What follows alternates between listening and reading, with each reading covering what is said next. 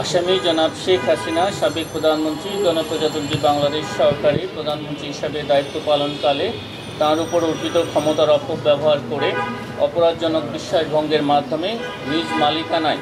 ও তার পুত্র, কন্যা, বোনের মেয়ে এবং বোনের ছেলের নামে ঢাকা শহরে বাড়ি বা ফ্ল্যাট বা আবাসন সুবিধা থাকার পরেও তা গোপন করে পূর্বাচল নতুন শহর আবাসন প্রকল্পের বরাদ্দ সংক্রান্ত আইন, বিধি এবং নীতিমালা এবং আইনানুগ পদ্ধতি লঙ্ঘনপূর্বক প্রকল্পের বরাদ্দ বিষয়ক দায়িত্বপ্রাপ্ত তাঁর দপ্তর সহ দেহায়ন গণপূর্ত মন্ত্রণালয় এবং রাজুকের গণকর্মচারীদেরকে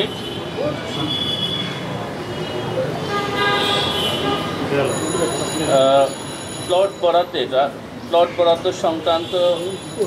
আবেদন বিবেচনাযোগ্য না হওয়া সত্ত্বেও সংশ্লিষ্ট রাজুকের কর্মকর্তা এবং গণপূর্ত মন্ত্রণালয়ের কর্মকর্তাবৃন্দ জেনে শুনে সজ্ঞানে পরস্পর যোগসাজশে নিজেরা লাভবান হওয়া এবং অন্যকে লাভবান করার অসৎ উদ্দেশ্যে বর্ণিত পূর্বাচল আবাসন প্রকল্পের অতি মূল্যবান কূটনৈতিক এলাকায় ২৭ নং সেক্টরের ২০৩ নং রাস্তার প্লট নং ০০৯ নিজ নামে বাস্তব দখল সহ রেজিস্ট্রি মূল্যে গ্রহণ করে এবং রেজিস্ট্রেশন মূল্যে হস্তান্তর করে এবং হস্তান্তর গ্রহণ করার অবৈধ সুবিধা দিয়ে প্রতারণামূলকভাবে বেআইনি অনুগ্রহ প্রদর্শনের মাধ্যমে আসামিগণ অপরাধে করেছেন মর্মে তদন্তকালে প্রমাণিত হয়েছে। এই কারণে এজাহার নামীয় এবং তদন্তে আগত আসামিদের বিরুদ্ধে দণ্ডবিধির সংশ্লিষ্ট ধারায় এবং দুর্নীতি প্রতিরোধ আইন ১৯৪৭ সংশ্লিষ্ট ধারায় চার্জশিট দাখিলের অনুমোদন প্রদান করা হয়েছে। এই মামলায় আসামির সংখ্যা ১২ জন। মামলা নম্বর ৪৭, তারিখ ১-১-২০২৫।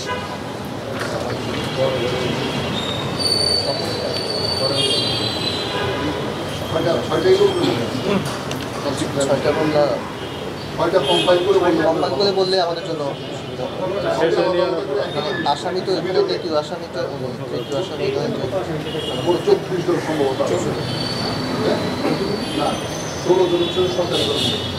আসামি সজীব আহমেদ ওয়াজিদ জয়,